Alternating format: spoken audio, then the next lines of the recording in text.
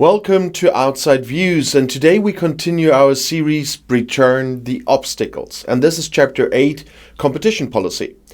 As we examine the possibility of the UK joining the European Union again, it's essential to remember that this would not be a simple reversal of Brexit. The UK would need to apply as a new candidate and undergo the rigorous EU accession process, adhering to all the requirements for membership. And today's focus is on Chapter 8 of the Acquis Communautaire, the competition policy. Competition policy is fundamental to the EU's internal market. It ensures that businesses compete fairly, preventing monopolies, cartels and state distortions that could give certain companies an unfair advantage. The competition acquis is built on two main pillars, that's the antitrust regulations and the state aid control. For the UK, joining the EU again would mean realigning with these rules, rebuilding enforcement mechanisms and ensuring compliance with EU competition laws that apply directly across the entire Union. Let's first look at the antitrust component. The EU has strict rules to prevent anti-competitive behavior by companies, and this includes prohibiting restrictive agreements between businesses that could limit market competition, such as price fixing or market sharing deals. The EU also prohibits the abuse of a dominant market position by large firms that might exploit their power to eliminate smaller competitors. And these regulations help create a fair, open market where no single company or group of companies can manipulate pricing or restrict competition to the detriment of consumers. Post-Brexit, the UK has developed its own competition framework, enforced by the Competition and Markets Authority, or CMA. While the CMA follows similar principles, there are differences in enforcement mechanisms and penalties. Joining the EU again would require the UK to align its antitrust rules fully with EU law and allow the European Commission to oversee competition policy once again. Mergers and acquisitions also fall under EU competition policy. The European Commission scrutinizes mergers between large companies that could significantly reduce competition within the EU market. And this prevents the creation of monopolies or dominant players that could harm consumers and restrict market access for smaller businesses. Currently, the UK operates its own separate merger control system, which can lead to duplication of regulatory processes for businesses operating in both the UK and the EU. Joining the EU again would streamline these procedures, allowing UK firms to operate under a single competition framework, but it would also mean ceding authority back to the European Commission for merger reviews involving UK businesses with significant EU operations. The second pillar of EU competition policy is state aid control. The EU prohibits governments from granting financial support to businesses in ways that distort market competition. And this means that subsidies, tax breaks and other forms of financial assistance given to specific companies or industries must be carefully regulated to prevent unfair advantages. The European Commission has the authority to review and, if necessary, block state aid measures that distort competition within the single market. And for the UK, this would be a major shift. Since Brexit, the UK has established its own state aid regime, which allows more flexibility in granting subsidies, particularly in strategic sectors such as energy and technology. While the UK has a framework in place, it lacks the same level of oversight and consistency as the EU system.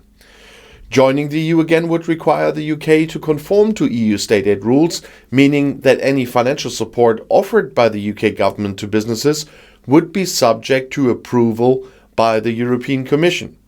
And this could be a politically sensitive issue, as it limits the UK's ability to direct public funds towards specific industries without EU oversight. Enforcement of competition rules is another critical component. EU competition law is directly applicable in all member states, meaning that the European Commission has strong powers to investigate and penalize companies that violate antitrust rules. And fines for companies found guilty of breaching EU competition law can reach into the billions of euros. Joining the EU again would require the UK to accept the European Commission's authority in this area, reducing the independence of UK regulatory bodies such as the CMA. The political challenges of this chapter cannot be underestimated. Competition policy is deeply tied to broader debates about sovereignty, economic regulation, and market intervention. For example, aligning with EU competition law could be seen as limiting the UK government's ability to direct economic policy and support national industries. Additionally, state aid restrictions could limit the UK's flexibility in responding to economic crises or in developing industrial strategies tailored to domestic needs. Building public and political support for these changes would require a clear explanation of the benefits of competition policy, such as consumer protection, market fairness, and access to a larger integrated economy. But how difficult would it be for the UK to complete this chapter? From a purely technical perspective, the UK already has a strong competition framework, meaning that much of the necessary legal infrastructure is in place.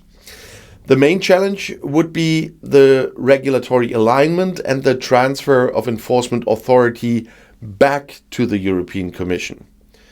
Joining the EU again would require not only legislative changes, but also a shift in mindset, as UK institutions accustomed to making independent competition policy decisions would need to coordinate closely with EU authorities. Another challenge is the UK's trade relationship with non-EU countries. Post-Brexit, the UK has negotiated several small trade agreements that may include provisions on state aid and competition rules that differ from EU regulations. Rejoining the EU would require renegotiating or modifying these agreements to ensure compatibility with EU competition law, or even scrapping those deals. And this could create diplomatic and economic challenges, particularly in relations with major trading partners such as Australia and New Zealand here. On the other hand, joining the EU again would bring significant benefits in terms of legal certainty and, of course, market access. Businesses operating in both the UK and the EU would no longer need to navigate two separate competition regimes, reducing administrative costs and regulatory uncertainty. Consumers would benefit from stronger enforcement of competition rules, ensuring fair prices and greater market choice. Furthermore, EU membership would give the UK access to joint enforcement mechanisms and information sharing agreements that help combat anti-competitive practices on a global scale. Cooperation with the European Commission and other national competition authorities in the EU would enhance the UK's ability to tackle complex competition cases that involve multinational corporations operating across different jurisdictions. So in conclusion, Chapter 8, Competition Policy, highlights both the opportunities and obstacles of a potential Briturn. While the benefits of aligning with EU competition rules are clear, the process of harmonization would require significant political will, public support, and administrative effort.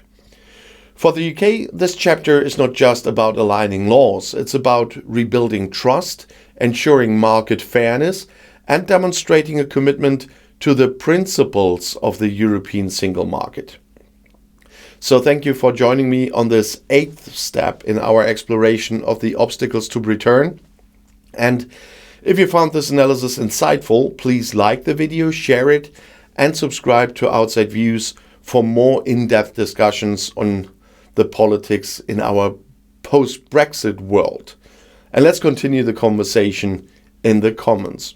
What do you think about the UK's ability to align with the EU's rules on competition policy?